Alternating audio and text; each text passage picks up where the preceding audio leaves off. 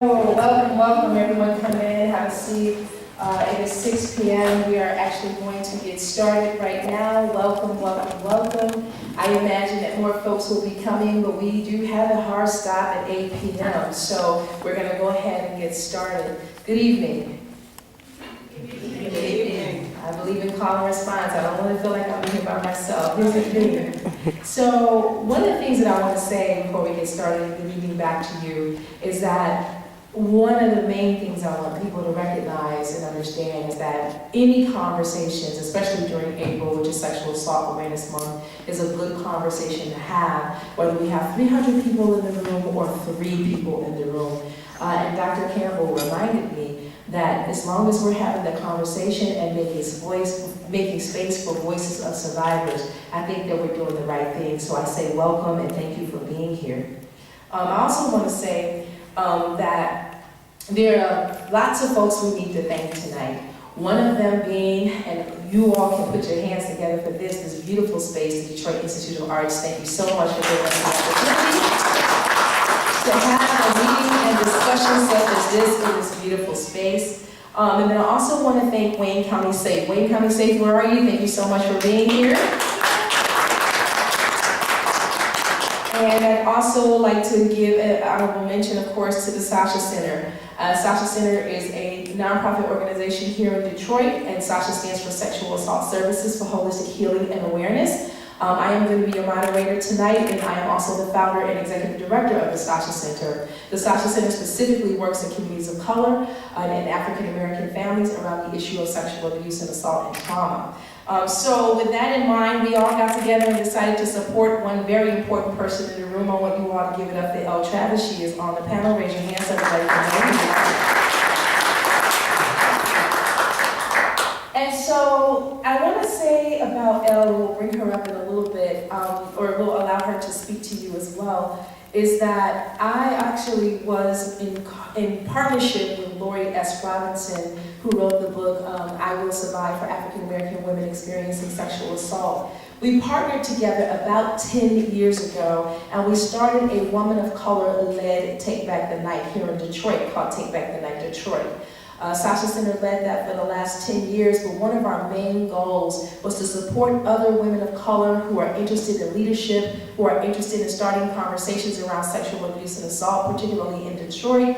And this is our 11th annual actual event, because Elle Travis was so generous to allow us to partner with her, and she was so generous to allow us to continue with the logo and all of those things so that it wouldn't seem as though we skipped the year, because unfortunately we thought it was going to be led, but the ball got dropped. And you know, for those of us who've been doing this work for a long time, when you're done, right? In some ways. But Sasha Center really has to concentrate on our programming. So I want to say programming in terms of working with survivors and clients and experiencers of sexual abuse and assault. So Elle, I want to say thank you so much for keeping the whole entire notion of women of color leading conversations and leading in terms of breaking silence around this issue of sexual abuse and assault. So thank you for that.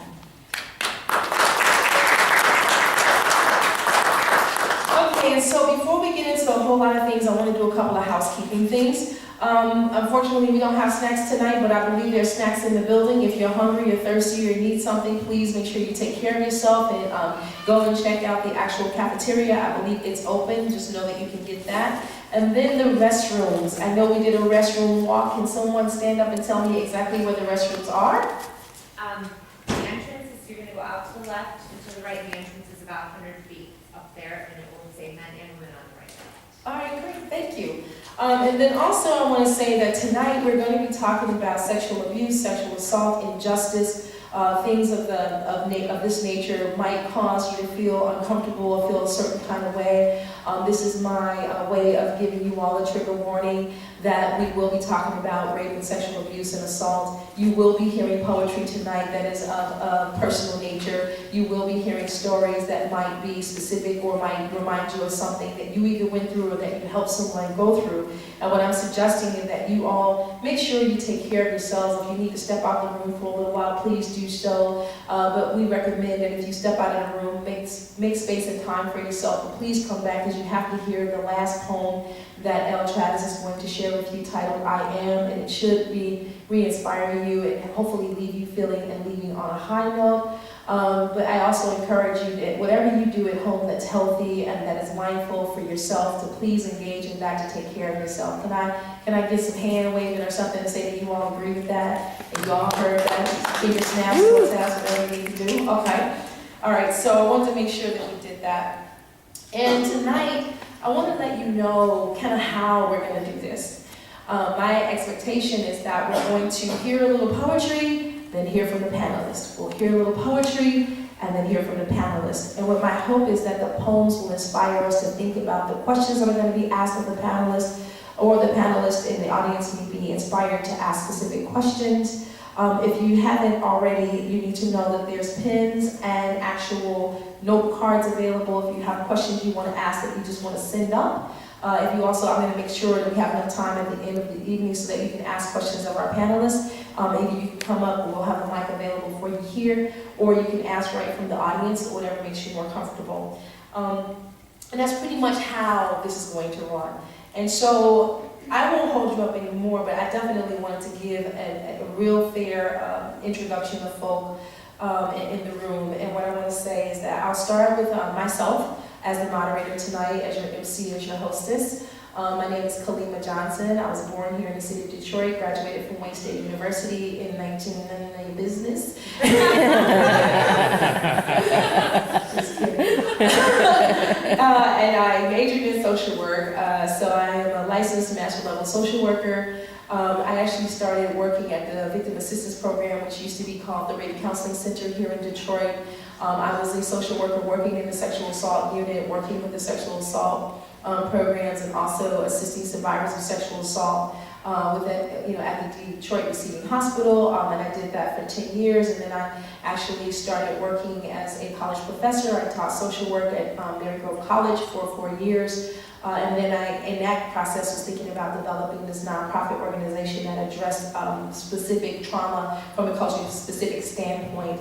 And then also I am the lead relationship management and safety consultant for the National Basketball Association, the National Hockey League, and the National Football League. And so in that capacity, we continue to have these conversations around changing culture, because that's hopefully what we'll talk about today. So April is Sexual Assault Awareness Month, and the actual theme this year is I Ask for Consent. Even though that's probably not what we're going to get to, hopefully we'll get a chance to maybe unpack a little bit around the actual programming around why it's important to ask for consent and to know what that means. And then I'd like to have Elle come up before, actually I want to go ahead and introduce the panelists so we can get that done and over with. So in planning these things, I am guilty of this as well. Folks ask for your bio, or they ask me for my bio, I'm speaking to myself. And the day comes and I haven't sent it, right? And so the way that we deal with that, and really Google is free. And I promise you, if you Google these folks that are on this panel, you will find out that they are some amazing folks. But I figured that they could actually introduce themselves better. But what I want to do is make sure I say their names, and when I say your name, if you could wave or stand up, then everybody will know who you are. And then I will ask that you take about 2 to 3 minutes to outline and tell the audience who you are. So we have on the panelists, first and foremost, Laquetta L. Travis, survivor. Hi.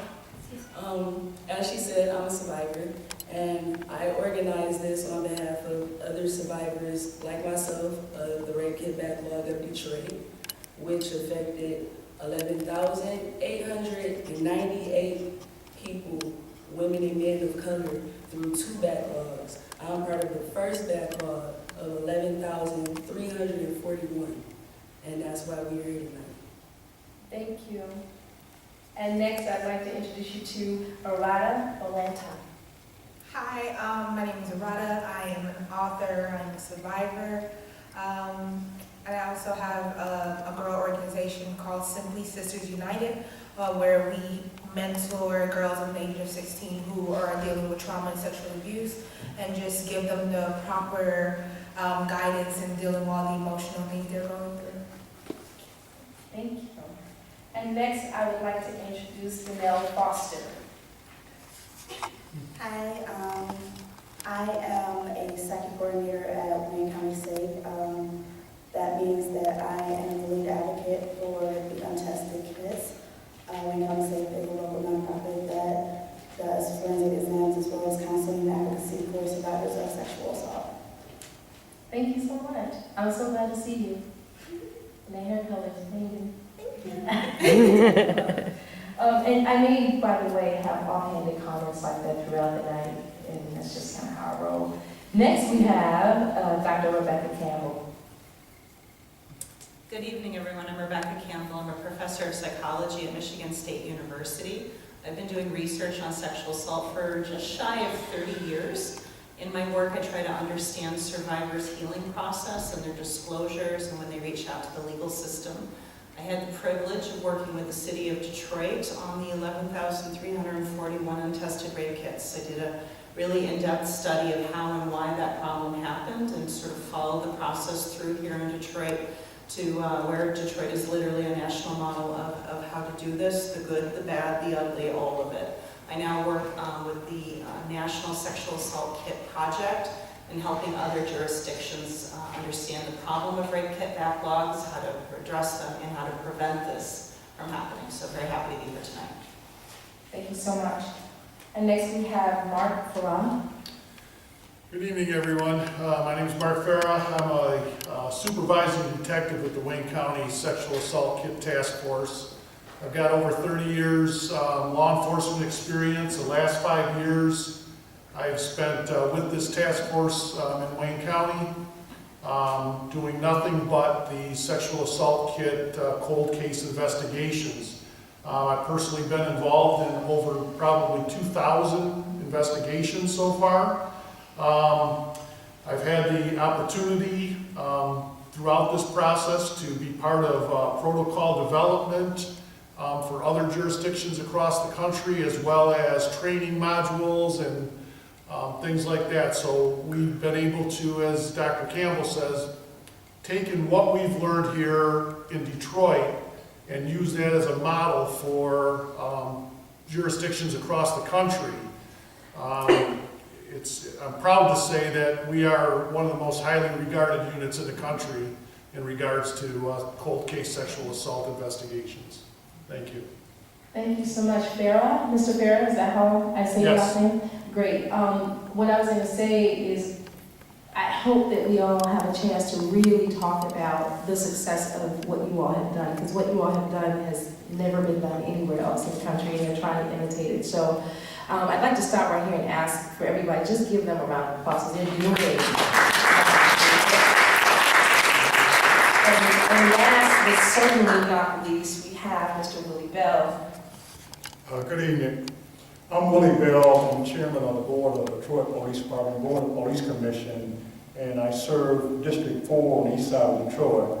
I spent 32 years with the Detroit Police Department from 1971 and retired in 2003. I was elected to the Board of Police Commission in 2013 and re-elected in 2017. So we have oversight and control of the Detroit Police Department.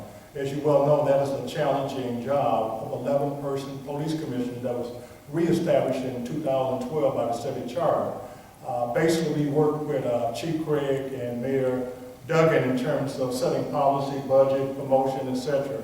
But for 2 years, when we first got elected in 2014, we did not have the power of a board because the emergency manager had the power. So it took a couple of years to get our power back. So we have a challenge. I feel as though I'm the outsider on this, and I do not take it lightly because I have that experience of being a police officer. I know how far we have come. And I know this particular issue really was an embarrassment to the Detroit Police Department in terms of how that backlog was created. But nevertheless, we are on top of it now, and hopefully as we go forward, we would take this item seriously. I think it's sort of sparking the issue throughout the country. So thank you for your involvement. To sit on a panel with survivors rather unique in terms of yourself who've gone through that experience and know what it's like in terms of filing a complaint and not being properly investigated. So thank you for your involvement, your initiative. Thank you so much for being here. One of the things, as long as I've been doing work with survivors, I don't believe that I've ever seen a panel that looks like this, and I just want to say that I'm very proud, and I also want to say that you all are probably making history right now. This is amazing. One of the things I also wanted to bring to everyone's attention is that there are support people available in the room, is that correct? By a show of hands, all of the support people, if you need someone. I see one hand in the back, but I can't see that far. Can you stand up and say your name? Hi. Hi, I'm Lashana. I'm an advocate with Wayne County State tonight. Thank you. Is there anyone else? Yes. Hi, I'm Donna. I'm also an advocate with Wayne County State. All right, great. And Maria, Wayne County State also. absolutely. So feel free to grab these folks if you need to have a conversation or if you're feeling that you need to process what's being said here. That's what they hear. That's what they're here for, and they'll be with us the entire time. So with that in mind, what I'd like to do is I'd like to start with a poem. As I said, I'm a poet too, so yesterday Elle and I had a really, really good time in the basement while I was doing hair, reciting poems back and forth with each other, giving each other high fives and talking about this work. And we decided that yesterday it would be best just to make sure that we're taking care of ourselves and taking care of others. We're very happy and we're really glad about what has happened with these kids. But in order for us to set the tone for the conversation, we have to talk about it. We have to make space and time for survivors to share with you their experiences. And then from those experiences, we're going to start the panel. So we'll start with you, Al. Thank you everyone for coming. Can everyone hear me? Okay. Like I said, thank you everyone for coming. I took the initiative to organize this event on behalf of Backlog survivors because I felt after almost 2 years since I've been out of court myself that we were still fairly swept under the rug, for lack of a better term. Like I just felt like we weren't receiving the justice, anything that we needed or deserved after all these years. And that led me to organize this event on our behalf. And I would like to thank everyone that's on this panel. It really means so much to me. I've been organizing this since last year. I've probably been living it and building my healing enough and reclaiming myself enough to put together this event for 23 months today, actually. Since my backlog rapist was a serial rapist, was found not guilty and freed on May 19, 2017.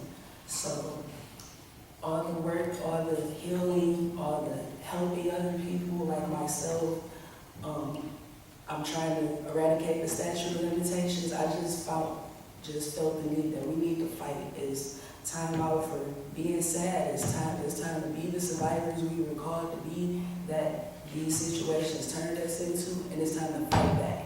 And that's why we're here. So without further ado, voices from the backlog. Voices from the backlog. I am evidence too. Thrown away like garbage. No justice, thanks to you. Voices from the backlog. I am evidence too. Evidence that was shelved, hidden from your view. More than just evidence, more than tainted burdens of proof, more than just evidence. We are people too, thrown into the darkness, locked away in solitude. Were we not evidence, or did we just disgust you? Voices from the backlog. We are evidence too. If you're going to tell our story, do so from our point of view. Voices from the backlog. We are evidence too. Jesse Harris, a serial rapist, free. What did we ever, don't we deserve justice too? Voices from the backlog. We are evidence too. You denied us justice. What did we ever do to you? Voices from the backlog. I am evidence too. I'm not going anywhere until this system shows improve. Voices from the backlog. I am evidence too. This is a huge injustice. Please tell me what you aim to do. Thank you.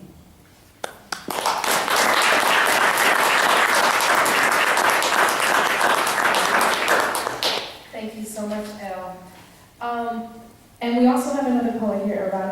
sure and we call you up to do some spoken word pieces as well. But I wanted to stop here if I could and ask the question of the panel. Anyone can start, but I'd like to hear from each of you. Where were you at the time that you discovered the backlog? What were you doing? What was happening? How did you feel and how did you react to it?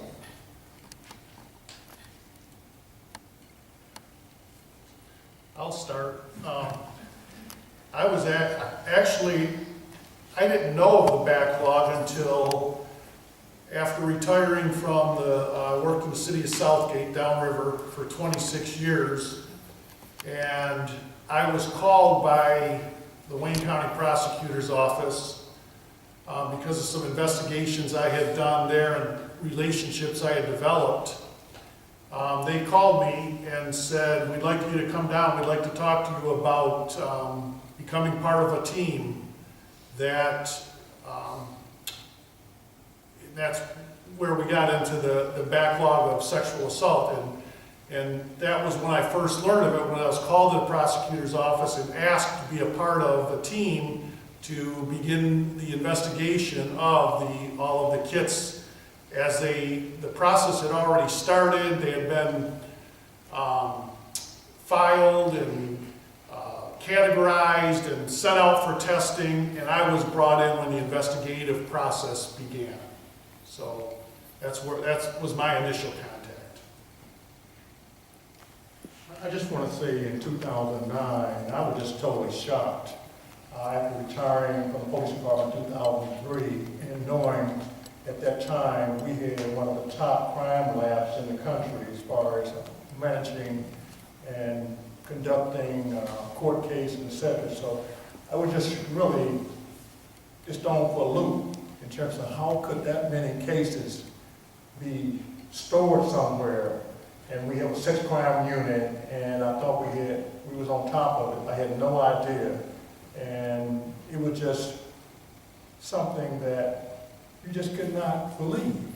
That many cases, I know how tight, when I was working, how they process cases in terms of the whole process, but somewhere along the line, this just totally got lost, that we did not serve the public at all. And for us to say that we were professional police officers, it was totally embarrassment. And someone never really was held accountable. That's the sad part about it. No one ever took responsibility for what took place with this particular matter.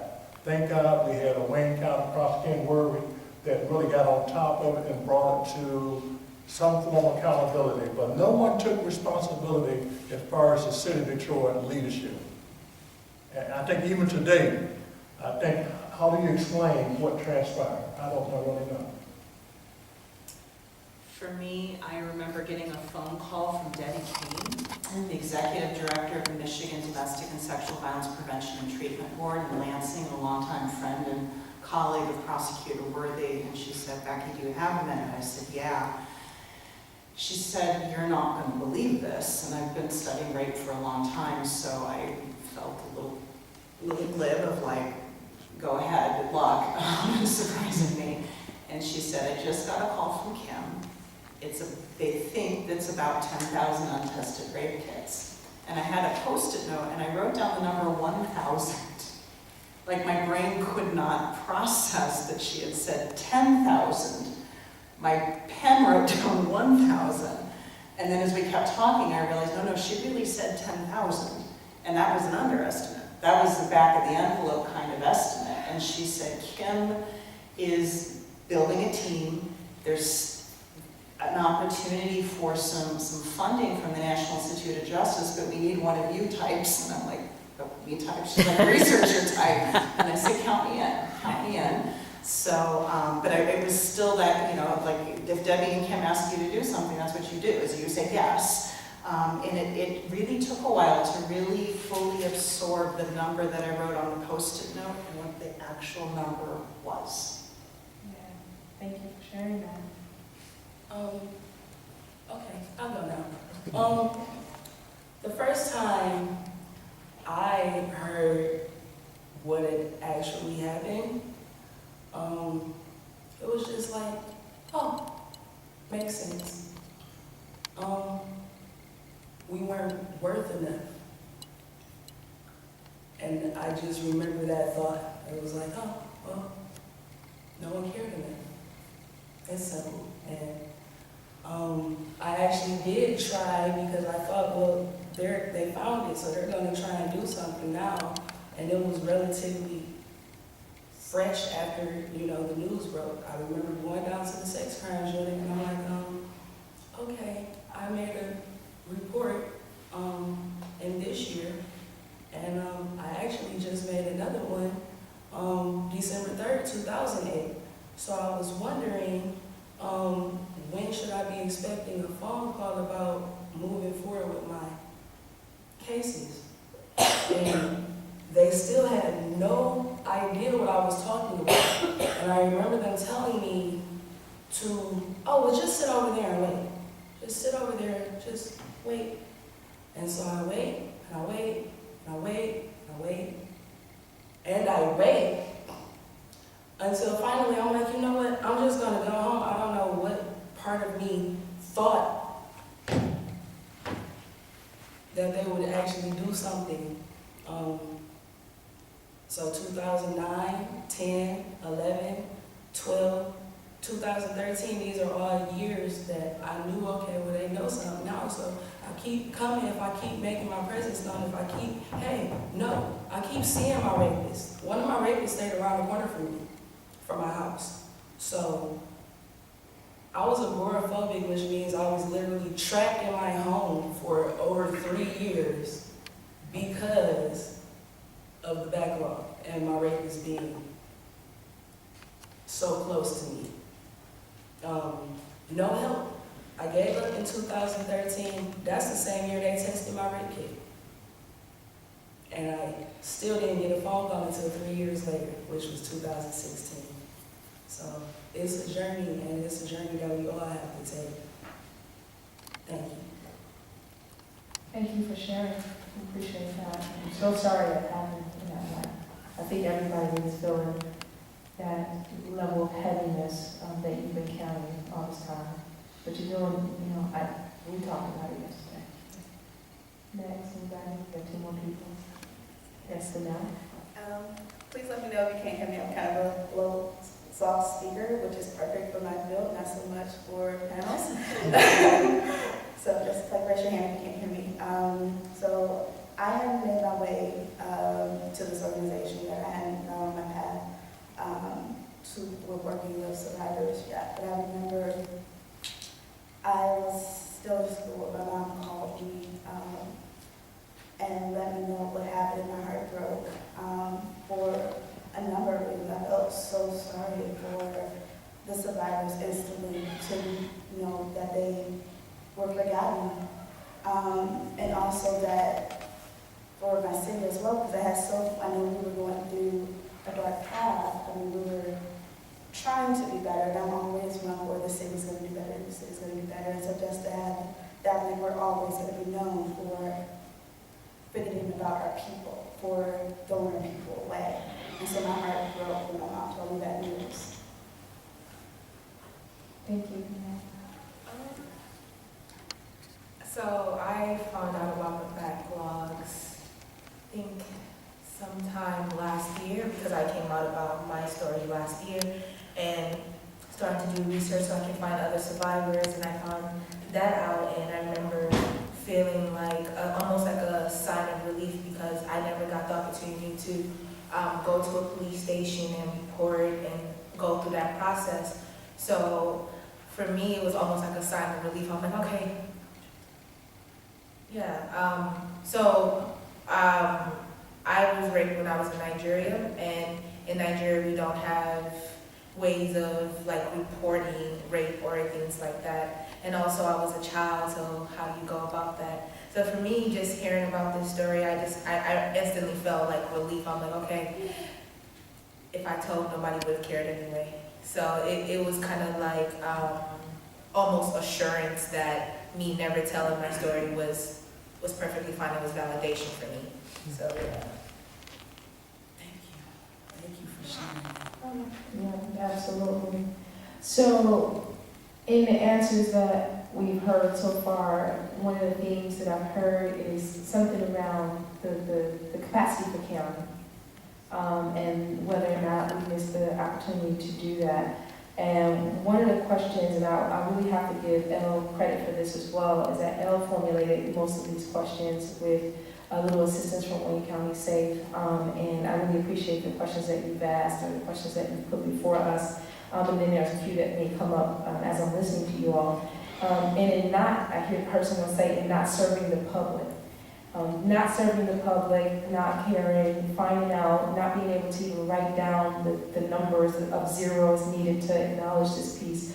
What message do you think that this backlog finding and the responses, what kind of message do you think that sent to the citizens of the city of Detroit?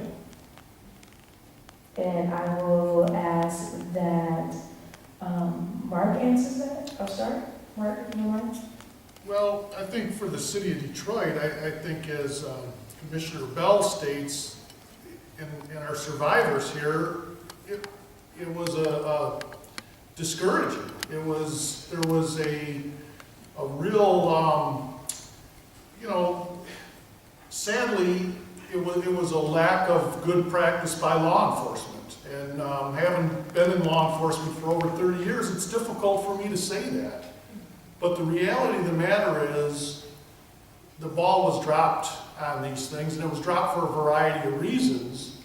Dr. Campbell and I spoke just a little bit earlier. We talked about, the fact that we have got to change the culture from the streets right up to the chiefs of police. And until we do that, we're not going to correct this problem.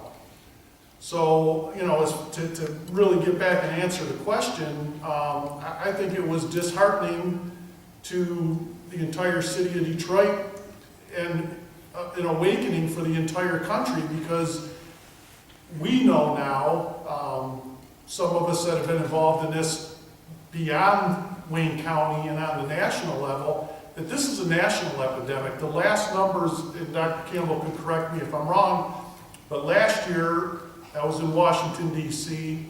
for a conference, and I believe the national number right now is estimated around 400,000 across the country. Wow. So, it's very disheartening here, but this is not just a Detroit problem. This is a national problem. I appreciate you bringing that up. I don't know how many folks have seen the film I Am Evidence by HBO. It was a film documentary produced by Mariska Hargitay talking about the national problem with this issue. One of the good things about the film is that it not only outlined that this is a national problem, but what it also did was talked about the solutions, and one of the best solutions was unpacked here, created here, and developed here, and people are imitating it all over the country to try to get this thing done and taken care of. Mark, I think it's very interesting that you said about changing culture, changing attitudes. I really appreciate that. I think that we all are in the room knowing and recognizing that we do need to change our attitudes and culture around that. But it leads me to my next question, and this question is for you, Willie, if you don't mind. It is, and anybody can chime in, but specifically I'd like him to address it. What do you believe was the root cause of the stockpiling of the kits that have been released to law enforcement for testing? Why do you feel is the root cause of the stockpiling? That question for Yes. I think that it's a lack of leadership in the Detroit Police Department. Mm-hmm. As you well know, in that time period, we went through 4 or 5 different police chiefs. And also the political climate in the city of Detroit was in the topsy-turvy in terms of the mayor office and the council. But when we talk about policing, we talk about protecting and serving. Mm-hmm. This was a classic case of not protecting the people and not serving the people. So it's a lack of leadership, a lack of accountability, and it was a total breakdown of accountability and being professional police officers. As you know, rape has been historically impacting African American community, especially our women. Historically, and since we've been in this country, in urban city. Now you get to it. Yeah, so when you look at that, even though I think that, as you mentioned earlier about the culture, being aware, we have tackled domestic violence. At one time, who impact women, right? So we come a long way, but that falls right into progressively worse in terms of domestic violence when you talk about rape. So I just can't imagine that we just totally swept it under the rug. I mean, we just took your complaint and we just cast it aside. Now, we handle citizen complaints, and normally in the last 4 or 5 years, you could have responded in 90 days in terms of your case being investigated. It used to be 1 year. But we're talking about how we got served, the lack of service. It's just mind-boggling to me that they treated you in that manner. It just totally, how can you explain it? It happened. Yeah. So we definitely have to deal with it in the future. Thank you. So I hear you saying leadership, the political climate, the lack of accountability. Yes. Those kind of things.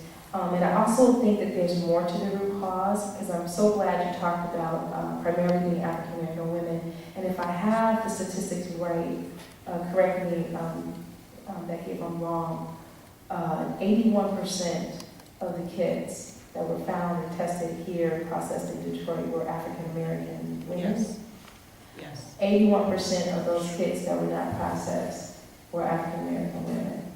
And so I'd like to also give anybody else on the panel an opportunity, yes, to respond to that. Go right ahead. So that was actually one of the questions that the National Institute of Justice put to me and my research team. What are the root causes? We need a researcher, we need an outsider to the Detroit community to really delve into this. And, I wrote a report, it's like 200 pages, and it's really long, but it really comes down to what he said.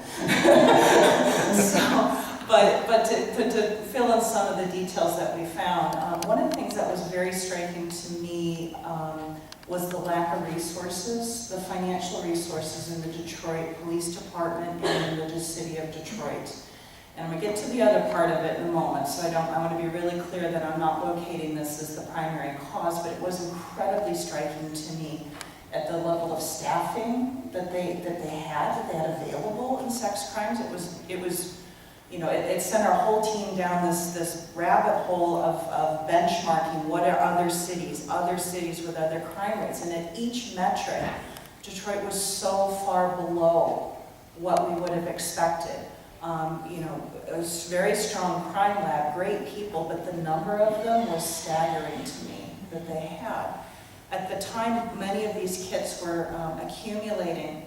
The Detroit Police Department had Detroit Police Department Crime Lab had 2 DNA bench scientists, so the people who could actually do the forensic testing. And I was trying to, that sounds low, right? It sounds like that's not enough, but as a researcher, you have to go out and prove that 2 is a small number. So that's what we did. And we were poking around and we're trying to figure out, okay, how do we compare this? And at the time that the kits were accumulating, Dallas, Texas, was a city at that time, similar in size, similar in crime rate, not now, but then it was. So I call up Dallas and I'm like, well, how many forensic DNA scientists do you have? And the answer was, well, in our 2 laboratories. And I was like, pardon? So they had 2 people and they had 2 laboratories. Buildings, people, staffing. And I'm like, I don't know that I can finish this call because I just got my answer right then and there. So resources were a really critical issue. It is not the full issue. You pull these reports, and I will never forget from my experience as a researcher and a professor meeting with the senior command of DPD and showing them their own work and them squaring their shoulders and saying, this is not our best work. And it was not their best work. I was looking at police reports that were 2 pages long. A thorough sexual assault investigation should be 2 inches thick, not 2 pages. They took the report of the survivor and a cover sheet, and that's it. There was no investigative work, there was no nothing, and what was in those pages was a complete disrespect of a human being in terms of their agency, their dignity, their body, their soul, their health. They were called names. They were referred to as prostitutes and a whole bunch of other terms that are synonymous with that. And then they just closed it and they put it aside. It was a fundamental devaluing of the citizens of this city, and not just any citizens. It was the women and the girls, and it was over and over and over again. So they didn't have the resources to investigate and test, and what resources they did have, they weren't putting into this crime because it wasn't a crime. It wasn't a part of the citizens of this city that they were going to invest their resources in. And it happened over and over again for decades. Thank you. You want to say? I would like to answer that. What was the root cause? From my experience, like she said, when I gave my reports, the police weren't even writing. And why aren't you writing? And well, what were you doing out? And it was so to more accurately answer from what I experienced. I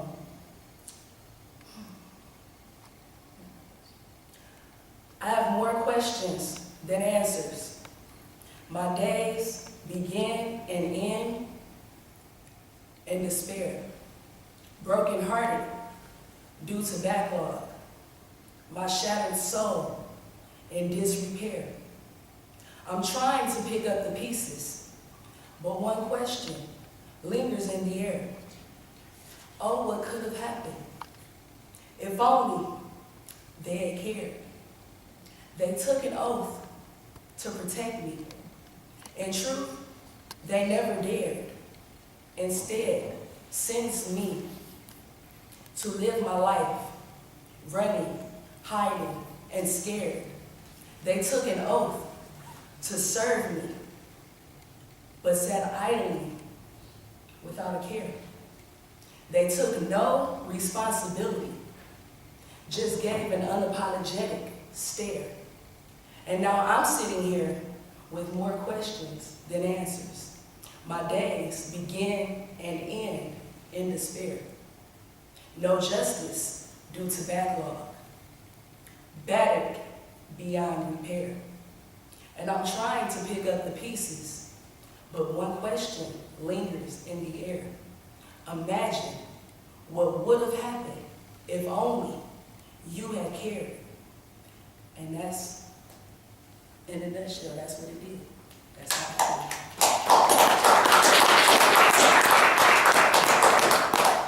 Thank you so much for sharing. And here's the thing, that root cause in terms of talking about the fundamental devaluing of human beings. I don't know if you all know, but the Sasha Center, myself and our facilitators and survivors and activists in the community put together a model for understanding rape in the Black community. It is called the Black Woman's Triangulation of Rape. And what it does is it does three things. It explains why it's difficult for Black women to reach out and get services and justice. And it also explains to lay people all of the layers of things that Black women experience on a daily basis that keeps them from dealing with and reaching out for help around trauma. And then it also informs funders and resource folk about why their funding sets and the way they have their requirements set up aren't necessarily responding to the African American community, in particular African American women in southeastern Michigan. However, what I think is really amazing is that we have a Black voice at this table that I definitely want to hear from, so you're on deck to pull up your piece, that I'd like for you to share, because you have an and both experience of being international and actually national. So I'd like to hear from you, please. Hi, everybody. So this is a poem that I wrote in my book called Lost Girl. and it's called Causes of Rape. So the reason I wrote this poem, I'm going to tell you the reason first. I was actually going through research and trying to figure out how I wanted to put my book together, and I ran across a chart that says, these are the reasons why women get raped. And it was like 20% because of what she wore, 30% because of she was flirtatious, and had all these percentages and stuff like that. And it infuriated me in a way that I couldn't understand. So instead of like breaking my laptop because it cost too much money, I decided to write a poem. So this is called Causes of Rape. I caused my rape, right? Was it my short skirt that rested on my skin right above my knees? Was it the way I smiled so big that it could light up a room? Or was it the way I danced like I had no care in the world? Was it the way I touched your shoulders trying to connect with you? Was it because I let you into my house? Maybe it's because I kissed you first. You raped me for not only for your reasons, but not for mine. And I don't claim to know or even want to ask you. The only reason for my rape is tightly sealed between the lips of my assailant. So these are my causes.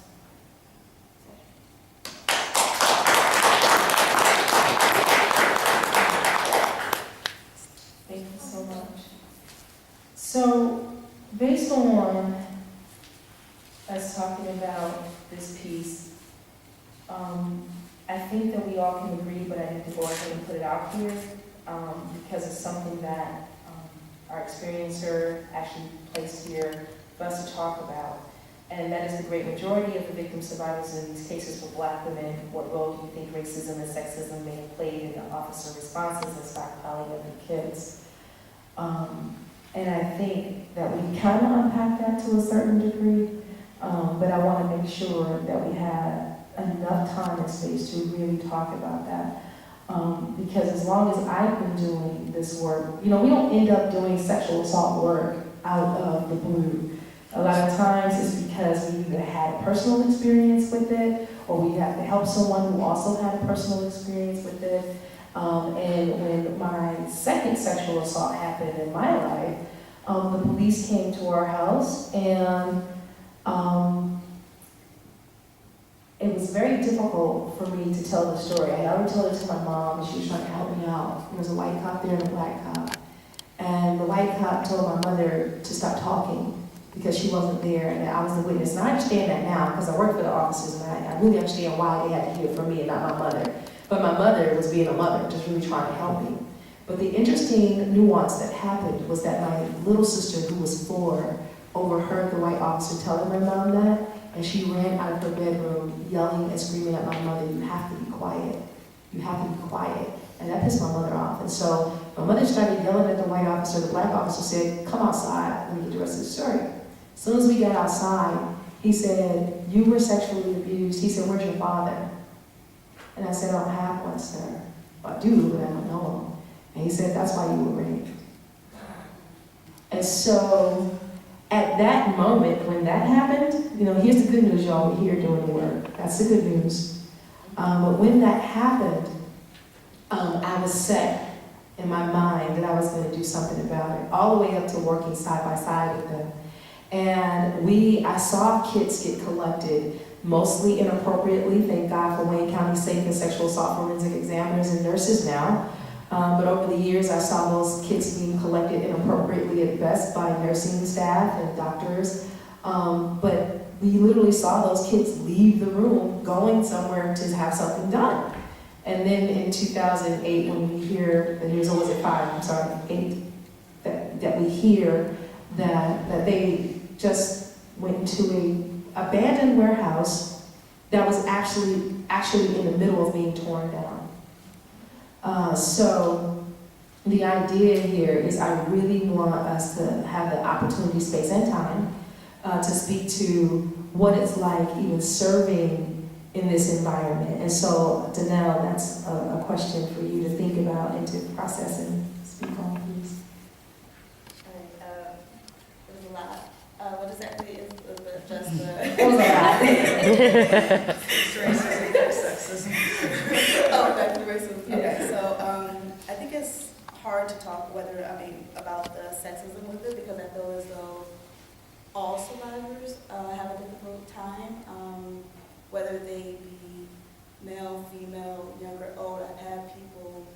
I've heard people question the purity of a child young as 5, or what did they do to incite a sexual assault. So I think it's hard to necessarily place the sexism, but definitely the racism. I think society as a whole, we have this ideal of a cookie cutter survivor, and with historically the hypersexualization of African American women, we are devalued and we don't fit into that role. So it becomes, what did you do? What were you wearing? Why were you out? If you don't come from a certain background, we're automatically dismissed.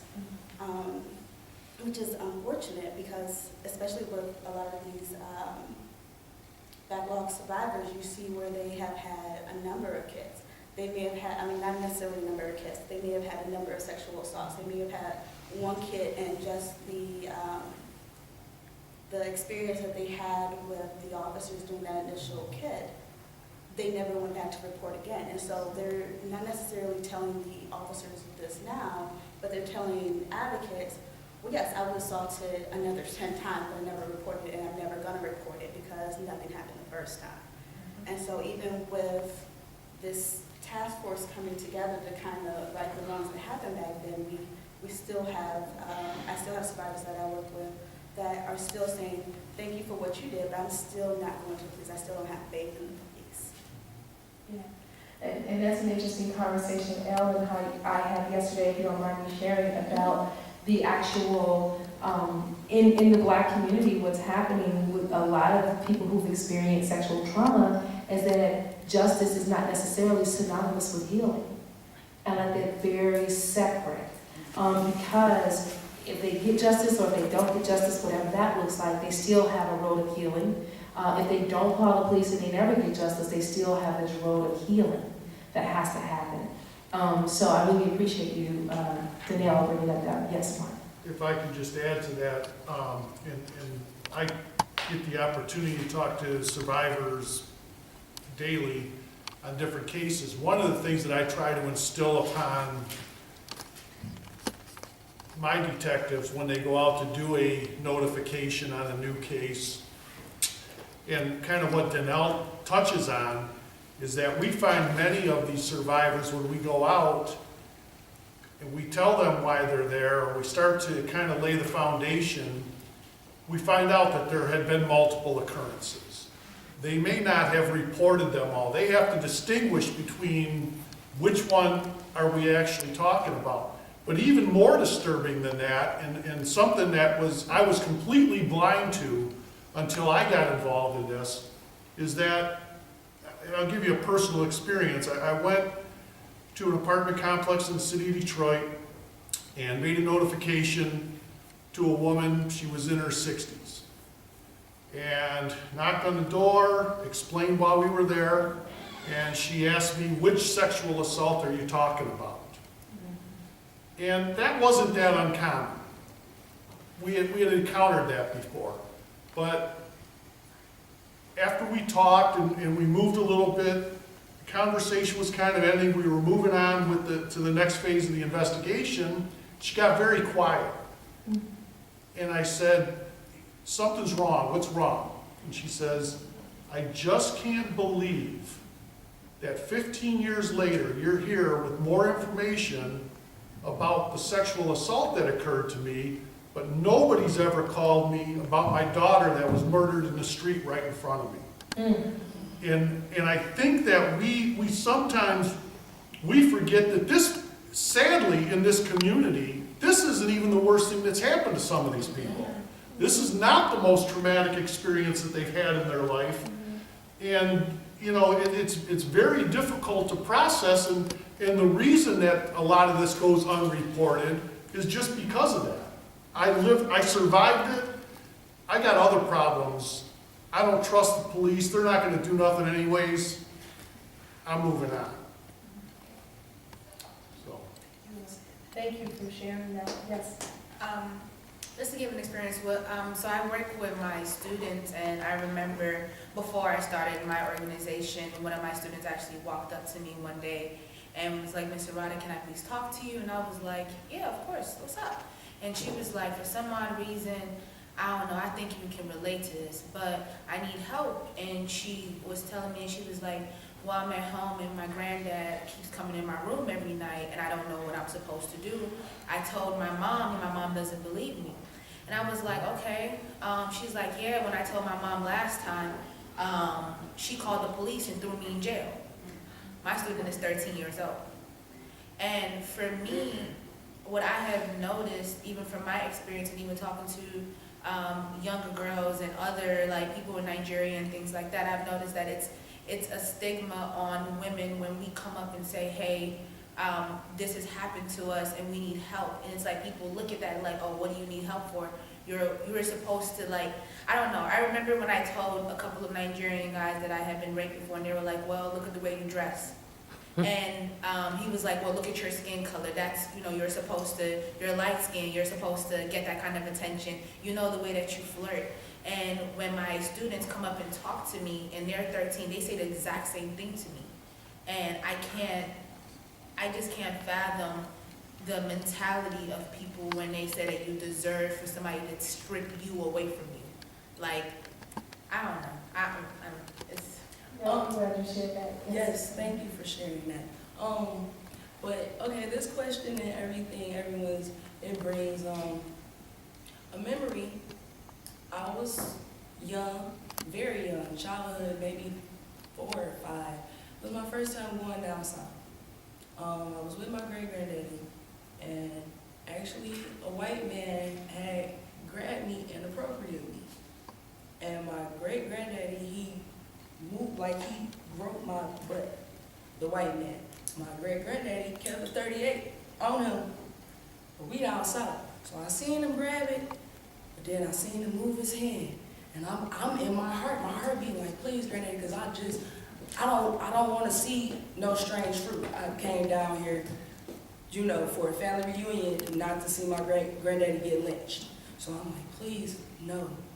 And he just put his hand back down, and he was like, "Oh," he grabbed my hand real tight. He like, "Oh, hey, sir." Like I had to watch him. He wanted to protect me. I had to watch him curl himself as a man and say, "Oh yeah, if it's grass on the field, play ball." And if we, in the black community, we can't be innocent, we can't be kids, we can't be anything that's pure.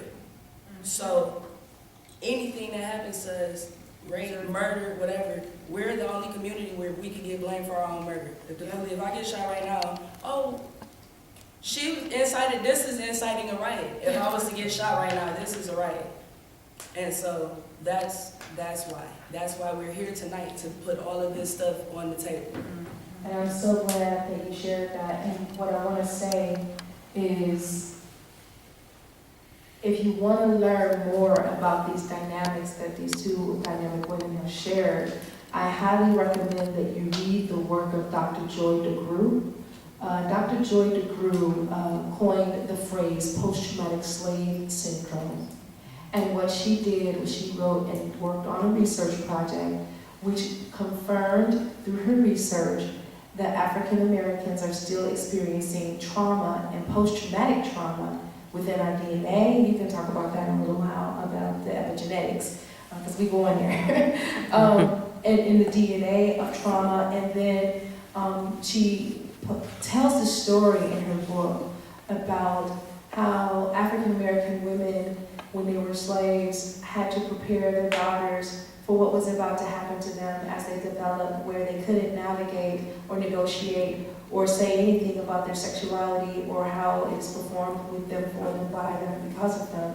And a lot of times what we see in our community is Black women being silenced into even helping their own offspring, saying that this is just the way that things are. This is just the way that you have to cope with this. And that's a part of that traumatic syndrome that Dr. Joy DeGruy talks about.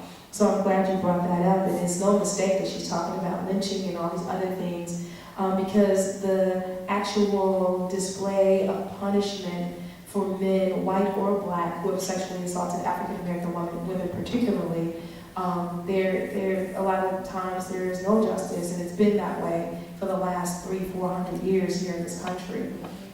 So I just wanted to make sure that you all had a resource for that, to actually read the works of Dr. Joy DeGruy. But one of the things I wanted to get back to, and I guess I definitely want to get to the neurobiological responses of trauma and DNA, and I want to talk about all those pieces because I think that's important tonight, and I will get to that. But one of the things I wanted to ask, if anybody knows from the panel, to date, most of the stockpile kits, and I shouldn't even call it the kits, they've been tested. All of the ones that we had that weren't tested are all tested, right?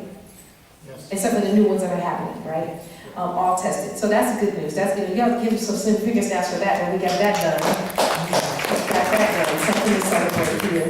But the question is, can you tell us how many of these tested kits have been investigated, trials, and convictions? Right. That's me. Thank you.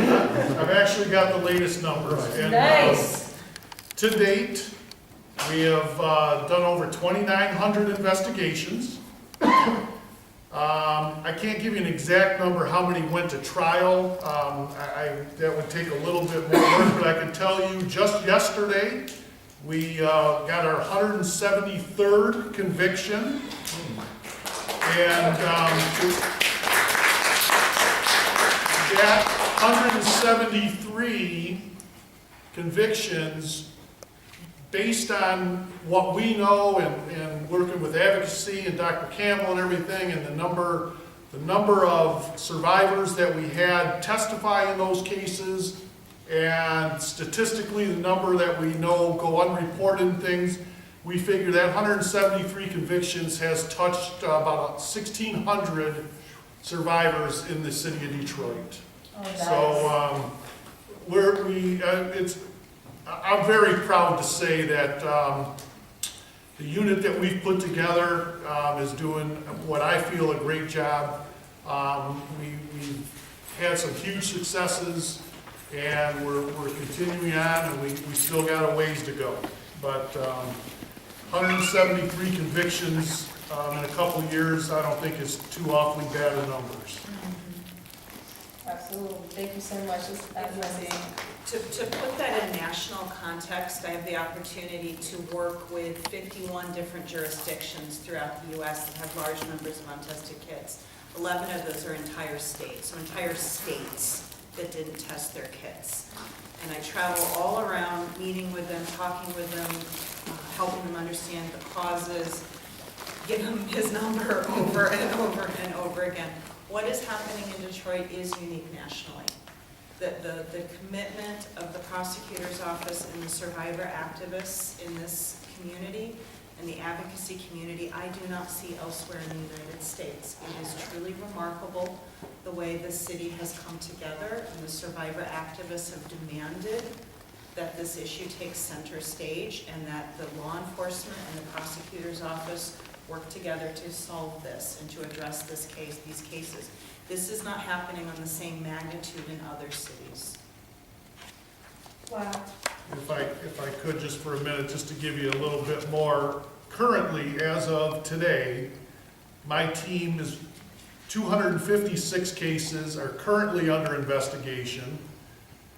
The complete testing of the kits, we have identified 826 serial sexual offenders, Wow. and those 826 actually touch or impact 40 states across this country. Whether they've committed a crime in another state or they're currently residing in another state, but these are not, this isn't just here also. These people are moving and committing crimes in other parts of the country as well. Wow. Thank you so much. Our survivor panel that is with us, do you have a response or reaction to those numbers? Thank you. Thank you. That's all I can say. Thank you. The whole reason why I put together this event, it will be 2 years on May 19th since my trial ended with a serial rapist being freed.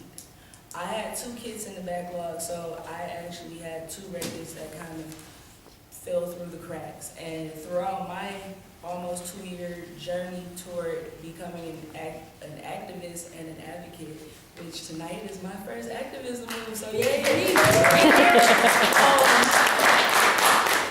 I worked with other survivors like myself, and over again, even while I was going through court, all I kept hearing, another loss, another loss, another loss, another loss, another loss, another loss, another loss. So to keep going through this when you're doing the work from the bottom, you know, at that point where I am now, and it's like, okay, I keep seeing this same thing over, so now I need to know what's happening. And that's why I put this together, so we can get these answers, because the survivors such as myself, we deserve to hear this. We deserve to know that, okay, what we went through was not in vain. So I just want to thank everybody for being here, and thank you for, I actually did the questions myself. I wrote all the questions myself. I submitted them out to everybody just because, like I said, this is my first time. This is my first go on the rodeo of activism, and I didn't want to mess nothing up or be combative or rude to anyone. So I'm like, can y'all look at these questions and make sure they're okay? And apparently I asked the right questions.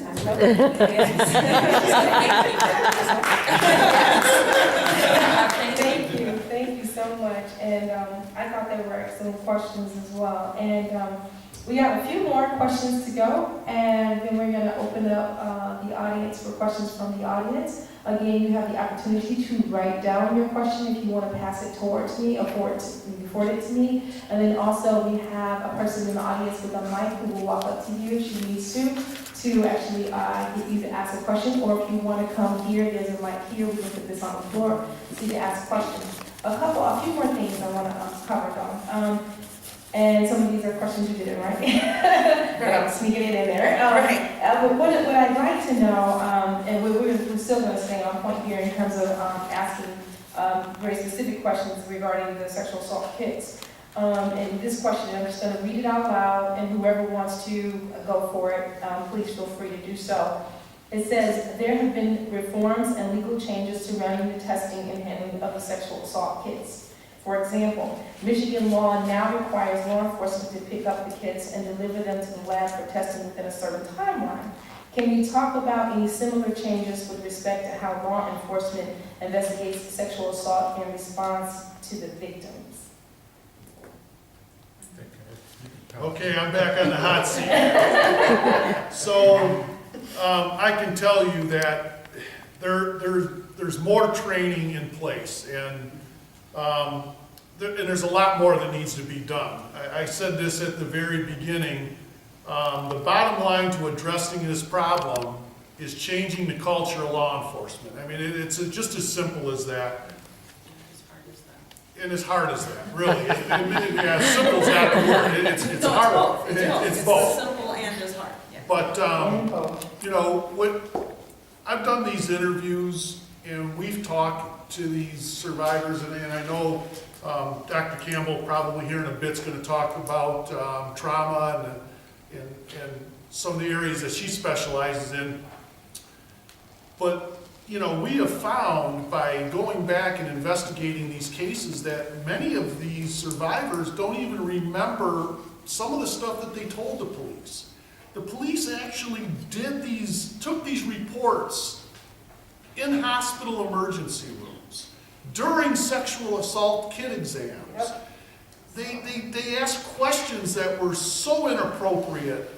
It's astounding to me that these things occurred, and that me, as part of the law enforcement community, you know, I'm as much to blame as anybody. I mean, it's got to start with training of law enforcement from the bottom up. It's as simple as that. The statutory changes are certainly going to help.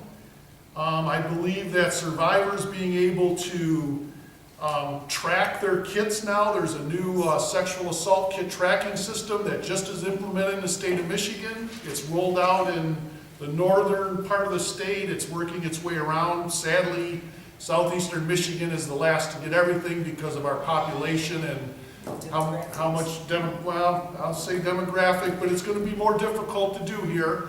But it's gonna allow the survivors to track their kits and know where it's at in the system, so they can have the opportunity to follow up too. And that's another one of the questions here. I don't wanna skip ahead, but how do we ensure this stockpiling of sexual assault kits doesn't reoccur? This law was put into place so that the survivors can track their kits, but it's not the burden of the survivors to keep pushing this thing forward. It's still the job of law enforcement to do their damn job. Yes. You know,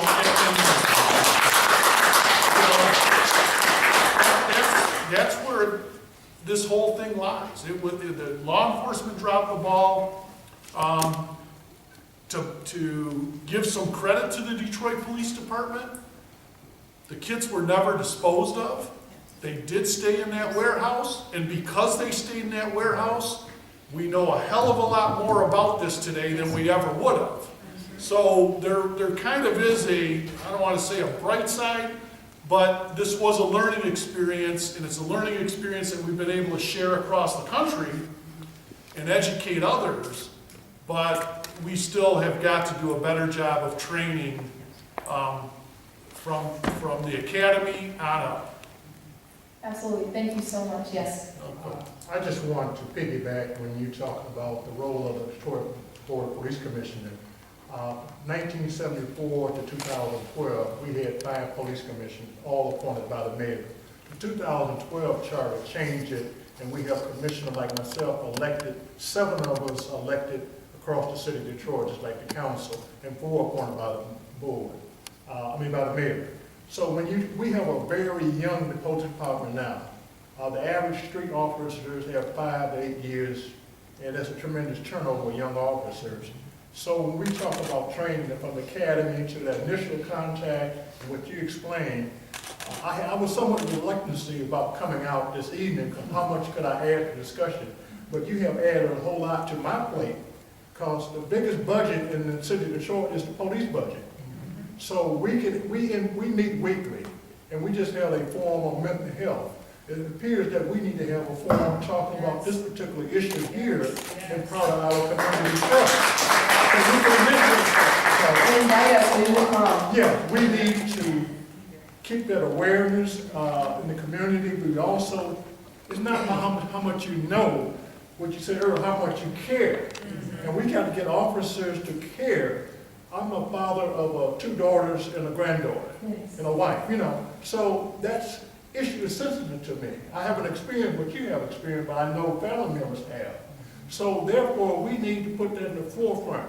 For years, we fought the war on drugs. We didn't really solve that problem. We don't talk about it no more, right? But we do have a problem with rape in the city of Detroit, sexual abuse in the city of Detroit. So it should be on the forefront of how we tackle the problem. And thank you. So thank you. And so I want to say 2 things specifically, and one of them is a shameless plug, but I think the community needs to know. But the first thing I want to say is that we never put these events together without taking under consideration that they can be cathartic and that they can be healing. And some of the things that I've heard from the table, just from you all, is I've heard, I'm sorry that happened, and I have heard, thank you very much. And I have heard that we're actually celebrating this work as we should. The other thing I wanted to say is that, I don't know if you all know, but the Sasha Center has a grant from the National Football League for $50,000. And what we've done with that money is we have a former NFL player, his name is DeAndre Levy, who used to play for the Detroit Lions. He wrote a wonderful article on ESPN about sexual assault. And the men are meeting every 3rd Thursday of the month for free at the Shrine of the Black Madonna. Have you been? You been yet? Yes, I have. Okay, all right, well, thank you for I was going. just there last night. Oh, good, how'd it go? Wonderful. Good, say no more. And so men are getting together and having conversations about how to make women and girls safe, but then also tackling the issue of toxic masculinity, what that means, talking about doing this culture. And it's really, Commissioner, I really, really want you to be able to help us spread the word about that particular session. It happens every 3rd Thursday of the month all the way through October. And then in October, we're going to have an all-male panel discussion about domestic violence and violence against women in the city of Detroit.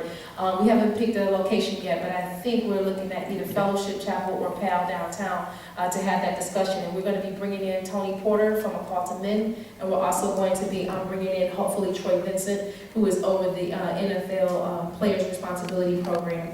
And that is being led by our lead facilitator, Omari Barksdale. Omari is one of our male facilitators at the Sasha Center who does our prevention and education piece. So I wanted to get that in. But I also wanted to transition really quickly and have a conversation with Becky about, I'm sorry. I have one comment that I think was really important. Yes, Danielle. Absolutely, sorry about that. Sorry. I think that the trainings are important, but I think like everyone kind of missed one major point of having the trainings, that survivors need to be included in that. Yeah. Is often the conversation of people talking about what survivors need. No one's actually asking the survivor what they want, what they need, what they believe could be used to improve upon investigations, what will be the best the best tactics, and talking to a survivor and get them to feel comfortable and understanding. We just assume what a survivor wants when one actually is asking. So I think that's a major part, is including survivors in the conversation. Absolutely, and thank you for bringing that up. We have to be survivor informed in everything that we do. Well, yes, and thank you for that survivor involvement. Since my trial ended, I've actually been a part of some of these training initiatives myself. I've done tape interviews, I've done just speaking out. I took the initiative to put this together 3 months after my trial ended. SAFE helped me get a group of people involved and sit down and discuss, hey, this happened and this happening over and over again. What can we do to stop it? And the things that I said and shared with them, they took that and ran with it, and here we are. So things are happening, and I just wanted everybody to know that. And survivors play a major part, and we should be listened to. And thank you, everybody who has listened to me to get us this far. Thank you. Yes, so welcome. Thank you. And so, Becky, I wanted to ask, how would you explain to everyday folk, the neurobiological responses to trauma?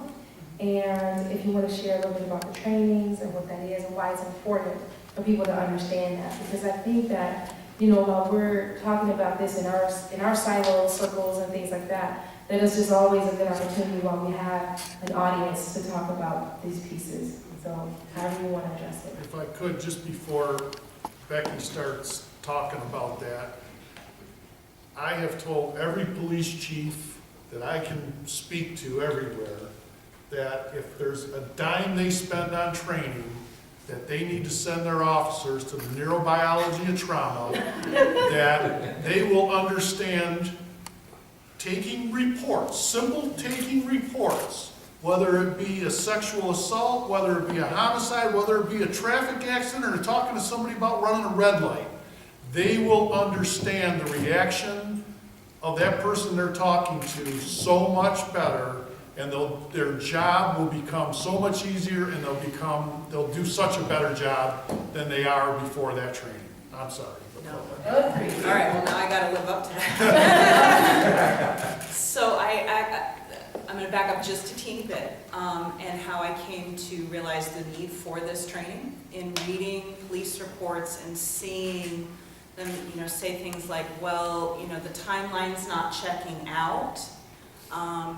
She said it was this time, but it was that time, or she can't remember, a detail about where it happened or how it happened, or, after she was assaulted, she was very calm. She walked home. She had dinner with her family, and I remember sort of reading these and like, well, this is them not really understanding what trauma is, because they're like, what they expected was a complete hot mess of crying and sobbing, and when somebody was calm, it didn't make sense to them, and that they expected that the memory was going to respectfully, followed the darn police report template. That it was gonna come out in a way that was gonna fit neatly into that. Who, what, when, where, and how. Exactly. And I remember sort of reading these reports and feeling really frustrated with my colleagues from law enforcement, and then I had to say, I need to be a little frustrated with my own discipline of psychology and psychiatry and what we know about trauma and how we were still sitting in our universities talking and learning and doing all this research on the neurobiology of trauma. And I'll be darned if I ever got out of my office and shared it. And so that was actually through Detroit where I started like learning how to do the training on it. When somebody is sexually assaulted, the brain interprets it very correctly as a potentially life-threatening situation. The physical closeness of that assault, to be on that close to your body, our brains literally interpret this as something that could kill us. And that's a really fundamental thing to understand, because we often talk about rape like it's some sort of misunderstanding, people miscommunicated, and it's like, no. We are hardwired through the maker, through evolution, through whatever combination you want to put those two together, to recognize that rape is a life-threatening situation, and our brains and our bodies are going to respond on automatic pilot in a way that is entirely about our survival. And that's why the word survivor is so apt to describe anyone who has survived this crime, because their bodies are working in survival mode to keep them alive. The way they behave is very much driven by the way the brain affects our hormone release, that the hormones are there to maybe help us fight, but not often, maybe to help us flight or to get away, but often to freeze. And again, I saw that so many times in police reports where they're like, why did she just freeze? Why did she just, why did she get away? Why didn't she fight? It is adaptive to survival to go possum. You will live through it. You are less likely to be killed if you go possum. And that is why we are hardwired, every single one of us, to have that in us, to sometimes to fight, to sometimes to flight, but a lot of times it is to freeze. And I can't tell you how many survivors I've talked to and had the privilege of working with in my career where I tell them, when you froze, that was your body keeping you alive. And I'm so glad you're still here and are alive and that you did survive. But the law enforcement community may not understand that, and that's what this training does, is to understand why we are very calm. You're very calm when you're trying to keep yourself alive. Okay? And you might cry at some points, but at some points you're going to be very calm. That's about survival. And our memories of trauma don't come in a nice, neat, linear fashion. The brain is taking in a life-threatening situation, and it is picking and choosing the most important points at that moment that are central to survival, that are central to being able to stay alive. And I can guarantee you it's not who, what, where, when, and why. The details there are going to be very specific to what the survivor needed to pay attention to try to stay alive in that moment. So what we do in our trainings is share this information and really work with law enforcement on teaching them how to do the interviewing differently. Not to start with who, what, where, when, why. It's like, put the paperwork aside. It ain't helping anybody right now. Asking, what are you able to remember about your experience? And then shut up. Stop talking. and we've done this before, so, and just listen. And to ask survivors, what is the thing that you remember the most? What is the thing that sticks with you the most? And let their memory and what was salient to them help unfold. When you do these things in this way, when you stop asking the questions in that way and let the memory unfold, and you bring to this interview the knowledge of what literally survival means, and victims' behavior is determined by their brain, to keep them alive, it really shifts the way these investigations happen. Survivors can tell more, they will tell more. There's more details that law enforcement can go investigate, more details for prosecutors to present in court. And that was a 90-minute training in 90 seconds.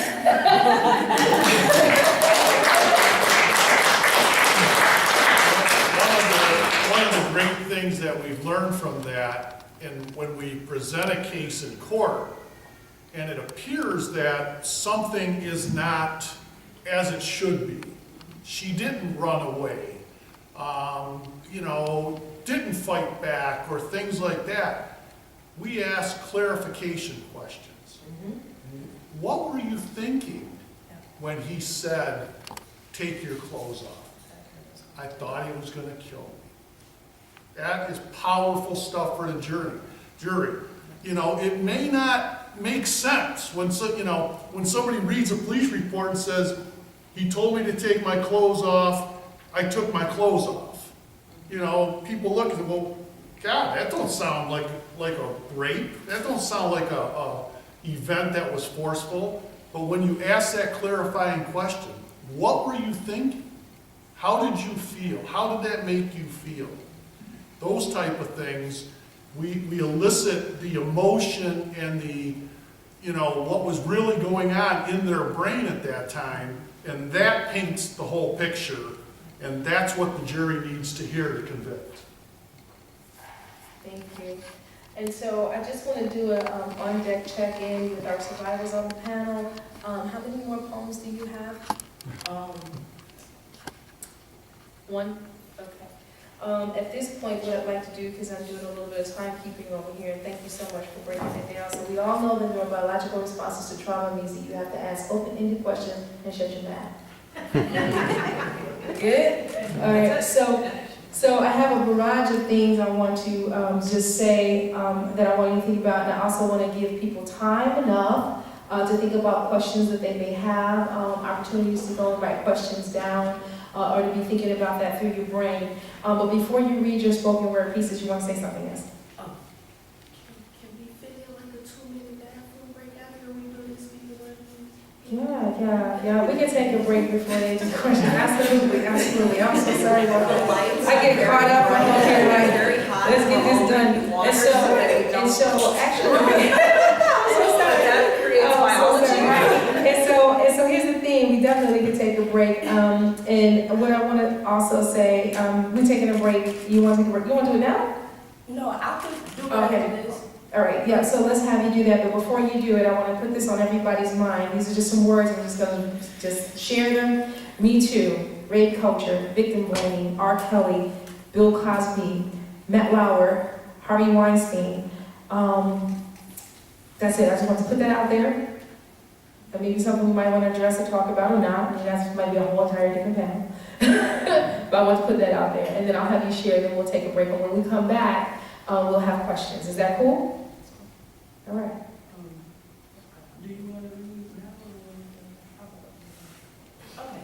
Well, the poem that I'm about to read now is called Injustice, and I actually wrote this December 3rd, 2008, which is my